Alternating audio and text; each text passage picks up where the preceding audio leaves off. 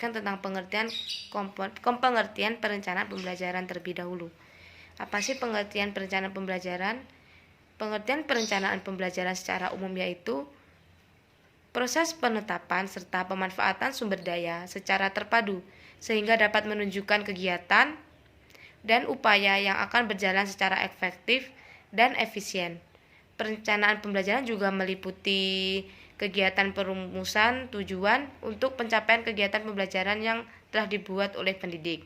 Serta dalam perencanaan proses pembelajaran itu meliputi silabus dan rencana pelaksanaan pembelajaran atau RPP yang memuat identitas mata pelajaran, standar kompetensi atau SK, kompetensi dasar atau KD, tujuan pembelajaran, serta indikator pencapaian kompetensi atau IPK. Nah, komponen-komponen pembelajaran itu ada 10. Yang pertama yaitu ada identitas mata pelajaran.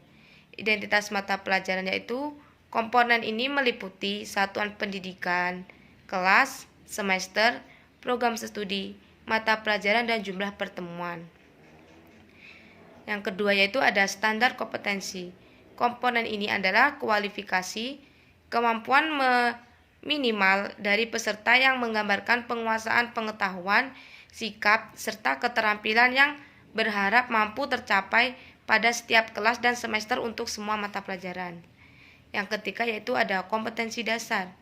Sejumlah kemampuan yang harus dimiliki oleh peserta didik pada mata pelajaran tertentu yang nantinya menjadi sebagai rujukan dalam penyusunan indikator kompetensi.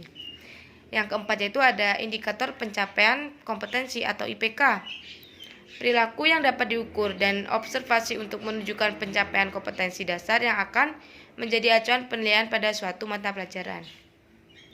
Serta yang kelima ada tujuan pembelajaran. Tujuan pembelajaran itu biasanya penggambaran proses dan hasil belajar yang diharapkan oleh peserta didik, dan peserta didik itu bisa mengharapkan tercapainya suatu pembelajaran oleh peserta dengan menyesuaikan kompetensi dasar. Yang keenam yaitu ada materi ajar. Materi ajar itu berisikan fakta, prinsip, konsep, serta produsen relevan yang tertulis dan sesuai dengan rumusan indikator pencapaian kompetensi. Yang ketujuh yaitu ada alokasi waktu. Alokasi waktu itu menyesuaikan terhadap materinya. Seumpamanya materinya banyak, maka alokasi waktunya lebih banyak. Jika materinya sedikit, alokasi waktunya juga tidak terlalu lama. Yang kedelapan yaitu ada metode pembelajaran. Metode pembelajaran ini guru gunakan dalam mewujudkan suasana dan proses pembelajaran sehingga peserta bisa mencapai kompetensi dasar hingga seperangkat indikator yang telah ditetapkan. Metode pembelajaran itu bisa disebut juga tuh seperti media pembelajaran. Kalau media pembelajaran kan contohnya audio visual, serta visual. Seumpamanya tuh ada guru yang ingin menjelaskan materi tentang bakteri. Nah, guru tersebut menggunakan media pembelajarannya audiovisual, yaitu berupa video. Nah, nanti metode pembelajarannya tuh gurunya itu menampilkan video di depan muridnya. Muridnya nanti bisa melihat. Nah, setelah selesai menampilkan video, apabila ada peserta didik yang tidak memahami atau yang tidak mengerti tentang atau maksud dari video tersebut, bisa menanyakan kepada pendidik atau guru. Nah, yang kesembilan yaitu ada kegiatan pembelajaran. Kegiatan pembelajaran itu biasanya terdiri dari pendahuluan, kegiatan awal pada suatu pertemuan pembelajaran yang dapat membangkitkan motivasi serta perhatian peserta didiknya. Serta ada inti dan ada juga penutup.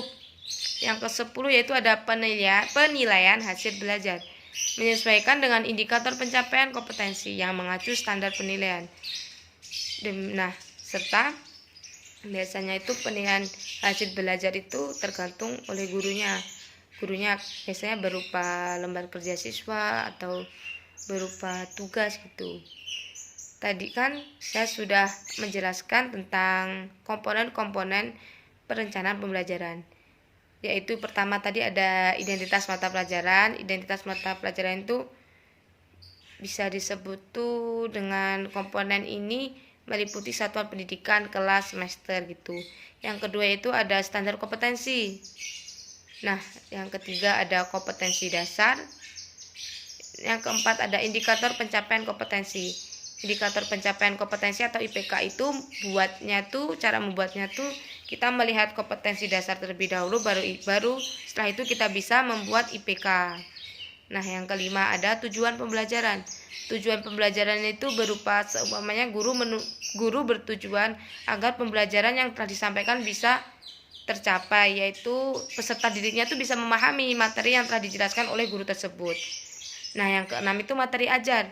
Materi ajar itu biasanya tuh berisikan tentang materi-materi yang diajarkan, berisikan tentang prinsip, konsep, atau berisikan tentang materi-materi yang akan dibahas saat pertemuan. Serta yang ketujuh ada alokasi waktu. Nah, alokasi waktu tadi kan saya sudah menjelaskan bahwa tergantung terhadap materinya. Seumpamanya materinya banyak serta materinya susah, itu alokasi waktunya membutuhkan waktu yang lama. Kalau materinya mudah dan tidak banyak judul, maka alokasi waktunya lebih sedikit. Yang kedelapan yaitu ada metode pembelajaran. Metode pembelajaran. Kan guru ketika ingin mengajarkan siswa tuh memilih media pembelajaran yang cocok terhadap peserta didik. Seumpamanya ada materi sel, pendidik menggunakan media pembelajarannya audiovisual. Materi tentang sistem gerak, pendidik menggunakan materi tentang visual gitu. Nah, yang kesembilan yaitu ada kegiatan pembelajaran. Kegiatan pembelajaran tadi dari pendahuluan, kegiatan awal, inti, serta penutup dan lain-lain. Nah, yang ke-10 yaitu ada penilaian hasil pembelajaran. Penilaian hasil pembelajaran itu biasanya tuh berupa evaluasi atau lembar kerja siswa. Nah, saat guru melakukan penilaian hasil belajar, kita bisa mengerti apakah tujuan kita tercapai saat mengajarkan peserta didik atau belum. Nah, demikianlah tadi materi yang telah saya sampaikan tentang komponen perencanaan pembelajaran.